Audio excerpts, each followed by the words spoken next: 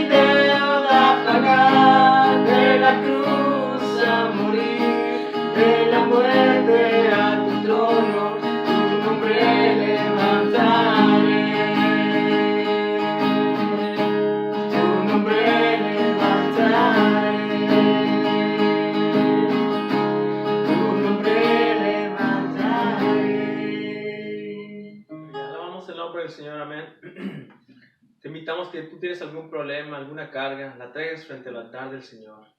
Ponlo ante sus pies, amén. Es el único que tiene la solución, el que conoce ese problema. Aleluya.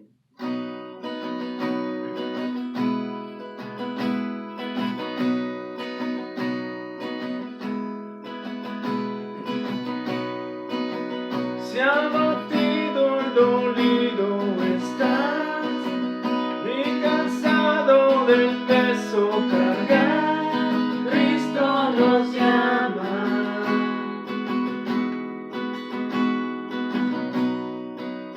Si al final del camino estás sin saber hacia dónde mirar, Cristo nos llama.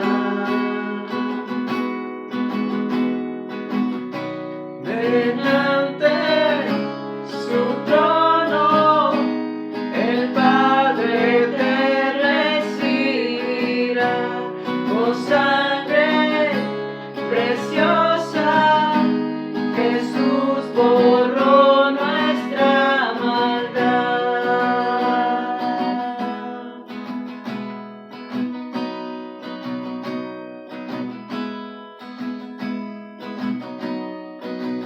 Deja atrás tu vergüenza y pesar, ven a Él, ya no esperes más, Cristo nos llama.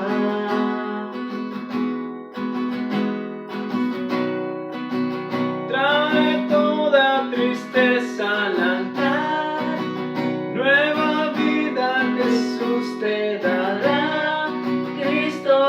llama. Ven ante su trono, el Padre te recibirá con sangre preciosa. Jesús borró nuestra maldad. Aleluya, Señor. Oh, cuán hermoso es nuestro Salvador. Canta aleluya, Cristo vive. Nadie es más grande, solo en el Señor. Canta aleluya, Cristo vive. Oh, cuán hermoso es nuestro Salvador. Canta aleluya, Cristo vive. Nadie es más grande, solo en el Señor. Canta aleluya, Cristo vive.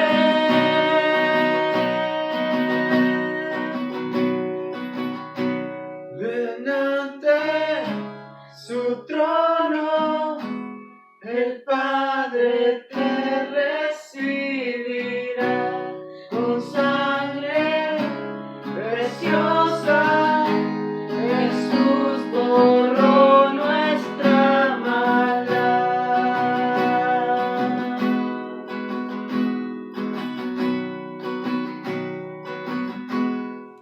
Dios te bendiga en esta noche, mi amado hermano y hermana que me escuchas. Es un privilegio nuevamente poder estar acá compartiendo el mensaje de la palabra de Dios, y en esta noche queremos darle la bienvenida a todos aquellos hermanos y hermanas de la iglesia, nuestra iglesia Crossroads, aquí en Houston, Texas, donde nos congregamos para adorar y para glorificar el nombre de nuestro Señor Jesucristo.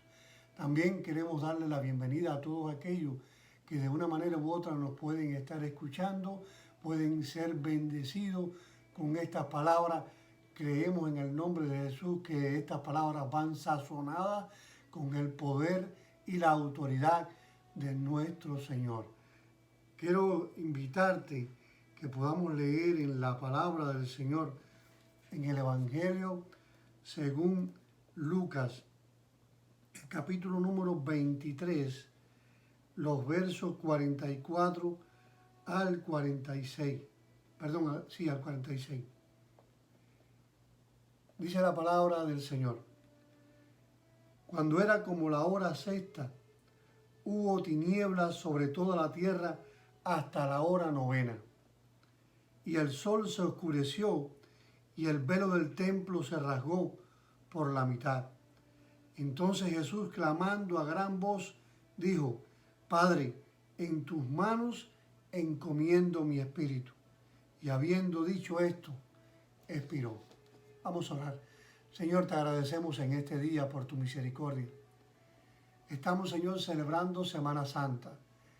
Al celebrarla, Señor, recordamos el sacrificio de tu Hijo Jesús en medio de la cruz del Calvario, durante todo el tiempo de su ministerio en el cual estuvo expuesto, Señor, por causa de cada uno de nosotros. Te ruego que en esta noche nos hagas entender tu perfecta voluntad para cada uno de nuestras vidas. Enséñanos, Señor, a obedecer tu palabra. Enséñanos, Señor, a poder entenderla, pero no solamente entenderla, sino a poder vivirla, Señor, porque no queremos ser solo oidores de tu palabra, sino ser hacedores de ella. En el nombre que es sobre todo nombre bendigo a todos aquellos que pueden estar escuchando este mensaje. Te pido, Señor, que el amor de Dios que sobrepasa todo entendimiento sea con ellos en este tiempo de aflicción, en este tiempo de angustia, en este tiempo de necesidad, pero que a pesar de todas estas pruebas que podemos estar pasando, Señor, sabemos que tu mano poderosa, Señor, nos asiste, nos cuida, nos socorre y nos puede dar protección. Tu sangre, Señor, ha sido derramada en la cruz del Calvario para que de la misma manera en que en el tiempo antiguo de Israel, Señor, pudieron llevar la sangre a los dinteles y cada una de sus casas fueron seguras por esta sangre. La sangre de Cristo nos marca en la frente y nos hace reconocer como hijos de Dios. En el nombre que es sobre todo nombre, te doy las gracias. Te decimos amén y amén. Amado hermano y hermana que me escuchas, estamos en Semana Santa.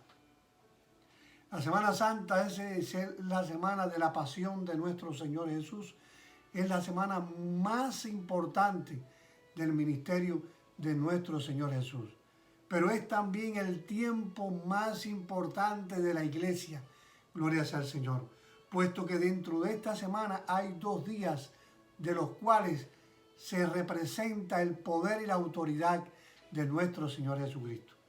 El día viernes, que es hoy, y el día domingo, que es dentro de 3 días, son los días en los cuales el poder de Dios es manifestado en medio de la iglesia. De manera que la iglesia se sustenta, la fe de la iglesia se sustenta en medio de la resurrección, pero también de la muerte de nuestro Señor Jesucristo. Porque para haber resurrección hubo necesidad de que hubiera habido una muerte. Jesús vino a morir por ti y por mí. Y dentro de esta Semana Santa, de la cual ya hoy es viernes, me gustaría hacer brevemente un recorrido de lo que aconteció en medio de la vida de nuestro Señor Jesús. Dice la palabra del Señor y nos muestra durante todo este tiempo que el domingo de Ramos, el domingo anterior al viernes de crucifixión, Jesús entró a Jerusalén como una entrada triunfal. Dice la palabra del Señor que cuando venía montado en un pollino, bajando por un camino para entrar por la puerta de los reyes, allí en medio de aquel lugar, la multitud salió a buscar a Jesús, salió a recibir a Jesús. Y dice que con palmas y con los mantos tirados en el suelo, le decían, Hosana, Hosana, al que viene en el nombre de David, en el nombre del Señor. Luego, el lunes, Jesús entra al templo y lo purifica, porque se da cuenta de que el templo se había convertido en una cueva de ladrones. El martes, el populacho, las personas tratan de desafiar la autoridad de Jesús en el templo, le muestran una moneda y hacen ver para preguntarle y hacerle caer de que si debían o no presentar una ofrenda al César. Jesús le dice, enséñenme la moneda, ¿de quién es esta inscripción que está aquí? Ellos le dijeron, del César, y Jesús le respondió sabiamente, denle al César lo que es del César, pero a Dios lo que es de Dios. Hoy queremos darle toda la gloria al que vive por los siglos de los siglos, aquel que murió pero que también resucitó para ti y para mí. Del miércoles la palabra del Señor no dice nada. Ahí mismo, luego más adelante, el jueves, Jesús instituye la última cena con sus discípulos, donde allí come el Cordero Pascual, donde parte el pan y lo entrega a cada uno de sus discípulos para que comiesen de él, donde pasa su propia copa y le dice, beban de ella, y cuando beban de la copa y coman del pan, háganlo en memoria de mí, porque el pan representa mi cuerpo que por vosotros es partido, pero la copa es mi sangre, representa mi sangre que por cada uno de nosotros es derramada. Ese mismo jueves en la noche, Jesús se dirige al Getsemaní y allí en un momento de oración es entregado por uno de sus discípulos y luego es traicionado, es llevado preso, es juzgado, es sentenciado. Los judíos lo juzgan y lo llevan a una cruz. Quiero llevarte por algunos textos de este capítulo de Lucas, en el cual en el capítulo 23 podemos ver cómo el Señor fue juzgado delante de Poncio Pilato. La palabra del Señor dice que entonces Pilato, convocando a los principales sacerdotes y al pueblo, gobernantes y al pueblo, les dijo: me habéis presentado a este como un hombre que perturba al pueblo, pero habiéndole interrogado yo delante de vosotros, no he hallado en este hombre delito alguno de aquellos que le acusan. Ni aun Herodes, porque os remití a él, y he aquí nada digno de muerte ha hecho este hombre. En medio de la acusación de Jesús siempre hubo mentira. Hubo personas las cuales fueron pagadas para que hablaran en contra de Jesús y dijeran frases mentirosas. Cuando fue juzgado por Pilato, este se da cuenta y trata de alguna manera de no sentenciar a Jesús. Pero Pilato termina sentenciando a Jesús y haciendo lo que ellos le habían pedido. No pudiendo hacer lo que pensaba, porque también en su corazón todavía estaba la vieja naturaleza, como un día también estuvo en mí y en ti. De manera que fuimos como aquellas personas que en el mismo preciso momento en que juzgaban a Jesús, muchos de nosotros también lo hicimos. Muchos de nosotros también criticamos. Muchos de nosotros también blasfemamos. Muchos de nosotros hicimos las cosas contrarias como mismo las pudieron haber hecho los judíos de aquel entonces. Pero cuando lo hicimos, amado hermano, lo hicimos en la vieja naturaleza.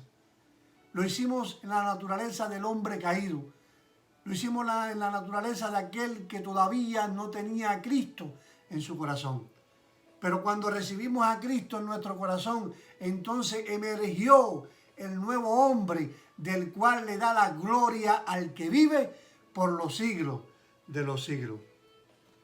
Jesús es sentenciado y es llevado a la muerte cargando una cruz.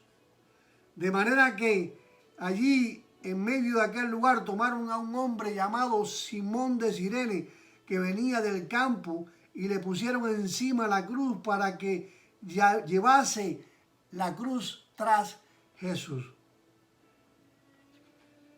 En medio de aquel lugar, cuando ya Jesús llega y es crucificado, es levantado en medio de aquella cruz, Jesús le dice y da una frase muy célebre, una frase que lleva el poder y la autoridad de Dios. En el verso 34 del capítulo 23 Jesús decía: Padre, perdónalos, porque no saben lo que hacen. Jesús nos dejó una enseñanza con estas palabras, ya que a pesar de él ser Dios, no se ocupó en probar su inocencia, ya que la verdad es que la inocencia siempre va a prevalecer. Nosotros debemos, amados hermanos, de ocuparnos del juicio ante Dios y no del juicio que nos pueden hacer o levantar ningún hombre. Jesús no pidió el perdón para él.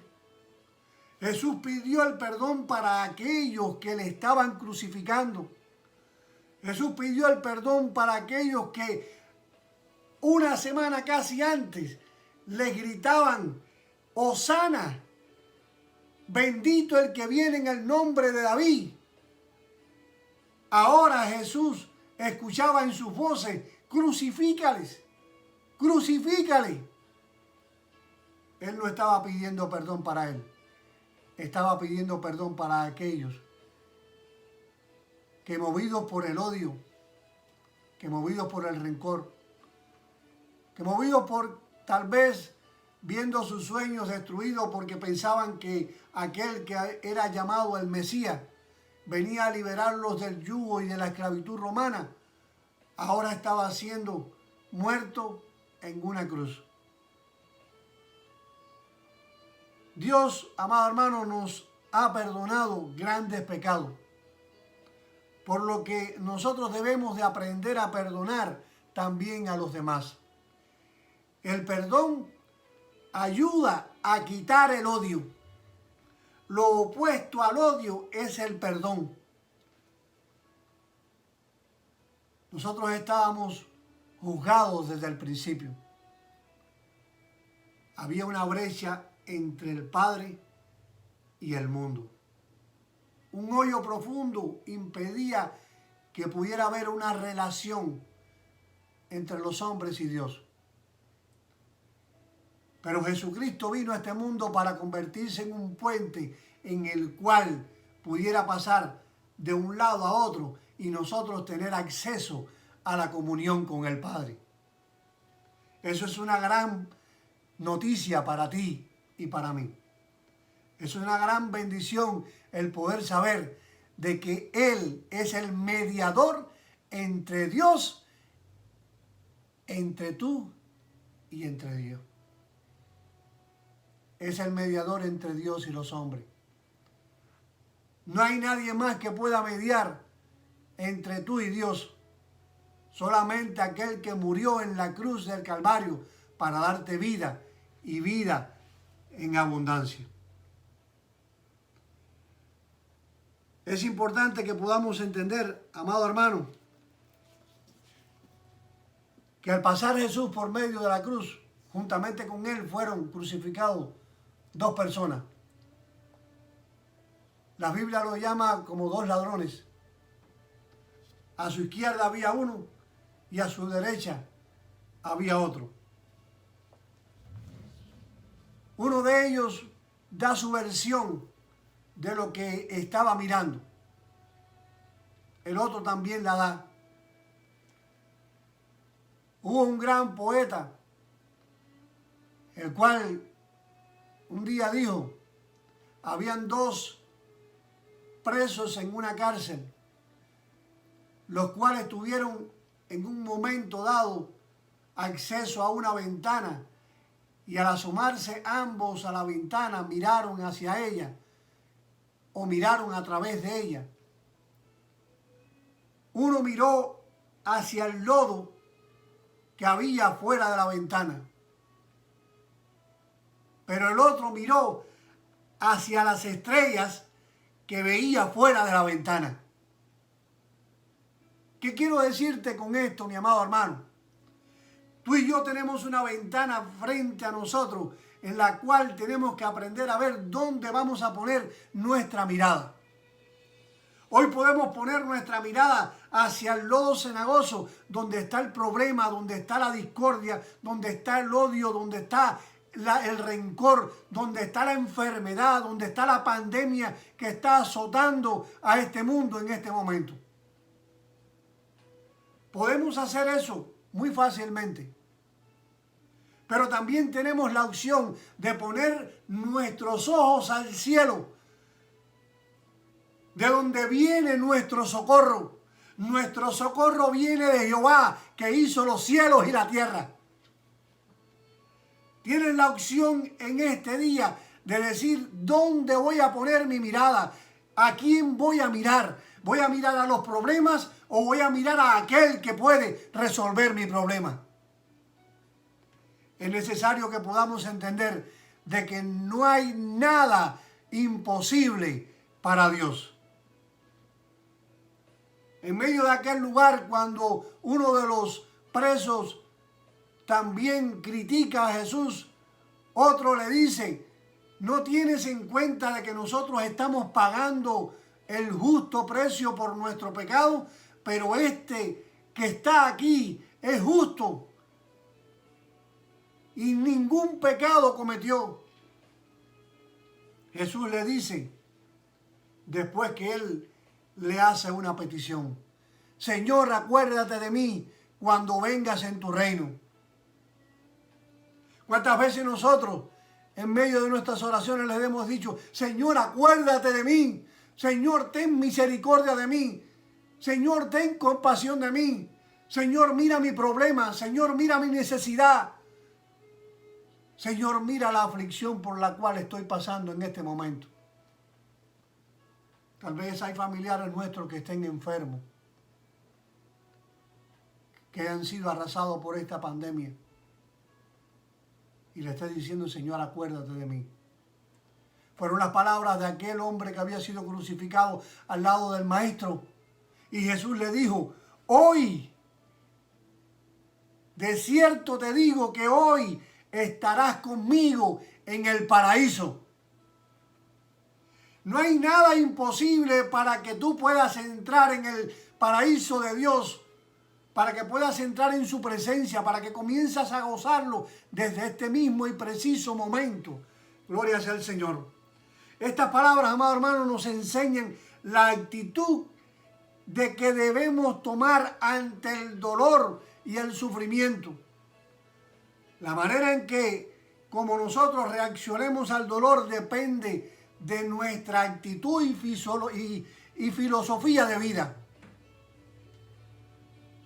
Necesitamos saber de que el Dios que tú y yo tenemos es un Dios que todo lo puede y que no hay nada que Él no pueda hacer. El ladrón a la derecha, al ver a Jesús en la cruz, comprende el valor del sufrimiento. El ministerio de Jesús fue un ministerio de sufrimiento porque vino a sufrir por ti y por mí. Vino a entregar su vida por ti y por mí.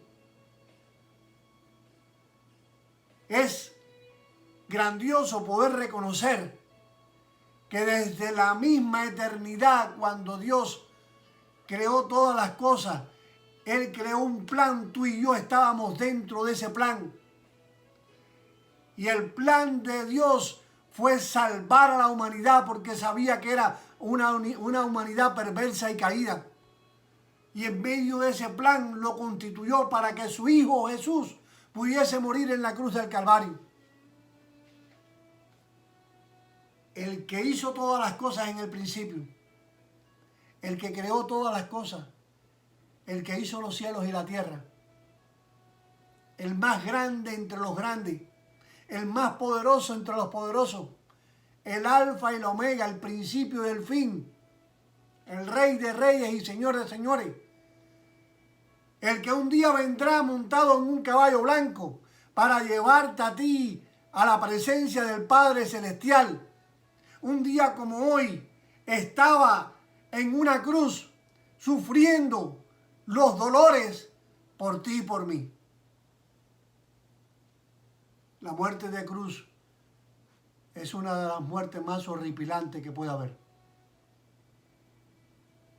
Esta fue la muerte que tuvo que pasar nuestro Señor. Allí en medio de aquel lugar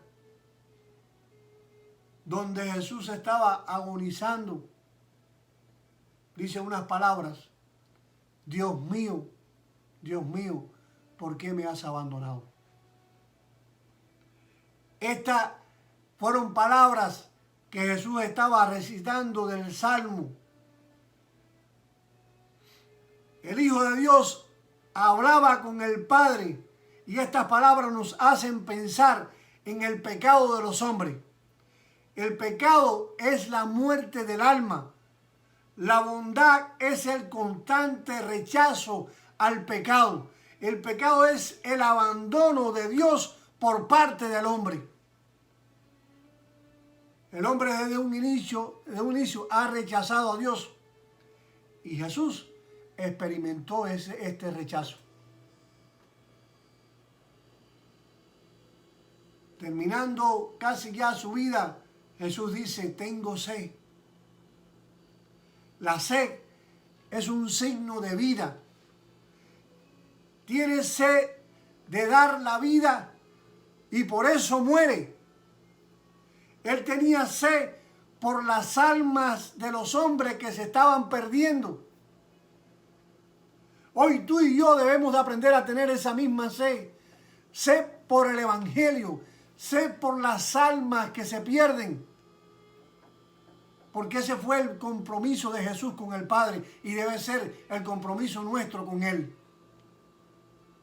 Desde un principio hubo un propósito y en medio de ese propósito estamos usted y yo. El propósito inicial de la iglesia es llevar las almas a los pies de Cristo. Es ir a buscarlas donde quiera que estén.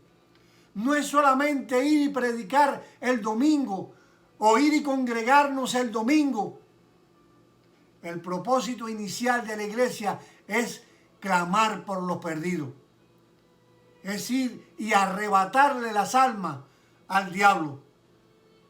Ese es el propósito inicial y el único propósito por el cual la iglesia debiera de reunirse. Poder poner las almas a los pies de nuestro Creador. Una siguiente frase, Jesús dice, consumado es. Todo tiene un gran sentido. Jesús por amor nos da su vida. Jesús cumplió con la voluntad del Padre. Su misión terminaría con su muerte. Él vino con una misión muy importante y era poder llevar a aquellos que se habían perdido a los caminos del Señor. Hubo momentos en que lo dijo, yo he venido a buscar lo que se había perdido. Jesús vino a buscarte literalmente a ti. Él vino para que tú tuvieras vida eterna y vida en abundancia. Gloria sea al Señor. El plan estaba realizado. Nuestro plan no está aún terminado. Necesitamos seguir con el plan que Dios se ha trazado para la iglesia en Crossroads. Hoy tienes la oportunidad de reunirte en tu casa y hacerlo allí con tu familia.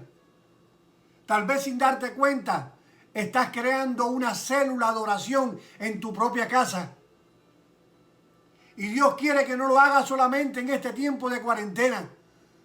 Dios no solamente quiere que lo hagas en este tiempo de dolor y tristeza en los cuales no puedes salir a la calle. Dios quiere que lo sigas haciendo, que te sigas reuniendo en tu casa, que sigas hablándole a tu familia en tu casa, que sigas llevando a Cristo a tu casa. Eso es lo que Dios quiere en medio de este tiempo. Todo lo que tiene o todo lo que hagamos debe estar dirigido con este fin. Los tropiezos de la vida nos recuerdan, amado hermano, que la felicidad completa solo la podremos alcanzar cuando estemos en el cielo con el Señor. Jesús dijo, en el mundo tendréis aflicción, pero recuerden, yo he vencido al mundo, y si Él venció, tú eres más que vencedor, juntamente con Cristo. Cuando hacemos estas cosas, entonces aprendemos a morir, muriendo a nosotros mismos, muriendo a nuestro orgullo, muriendo a nuestra envidia, muriendo a nuestra pereza en medio del Evangelio, muriendo miles y miles de veces al día, porque necesitamos morir a nuestro pecado para que la vida de Cristo resurja en medio nuestro. Una última frase de Jesús dice, Padre, en tus manos encomiendo mi espíritu, y con esto quiero terminar. Jesús muere con serenidad. Jesús muere con paz. Su oración es una oración de confianza en Dios. Jesús se abandona en las manos del Padre. Hoy tú y yo necesitamos abandonarnos en las manos del Espíritu Santo, en las manos de Jesús, en las manos del que todo lo puede. Porque literalmente por nuestra propia fuerza no lo podremos hacer. Lo que estamos viviendo en este tiempo, ni siquiera los mejores médicos del mundo lo pueden resolver. Pero tú y yo tenemos un Dios que todo lo puede y que no hay nada que se esconda de Él. Dios te va a ayudar a pasar este tiempo de pandemia. Gloria sea al Señor. Estas palabras, amados hermanos, nos hacen recordar y nos hacen pensar que debemos de cuidar nuestra alma y no solo nuestro cuerpo. Jesús entregó su cuerpo, pero no entregó su alma. Tu alma le pertenece a Dios. Tu espíritu le pertenece a Dios. Devolvió su espíritu a su Padre no con un grito de rebelión, sino con un grito triunfante. Nadie puede quitarte tu espíritu. Gloria sea al Señor. Es importante recordar cuál es nuestro destino en medio de la vida para no equivocarnos de camino y seguir a Jesús. Jesús es la meta en la cual tú y yo tenemos puesto nuestro destino.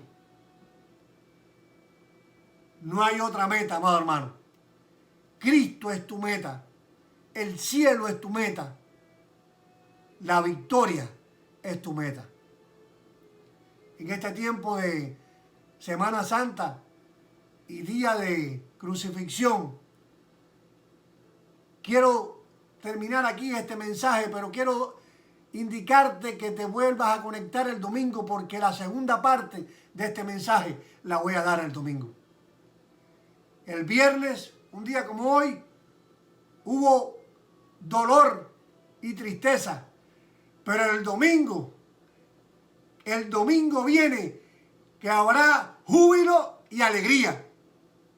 El viernes hubo muerte y crucifixión, pero el domingo hay vida y resurrección.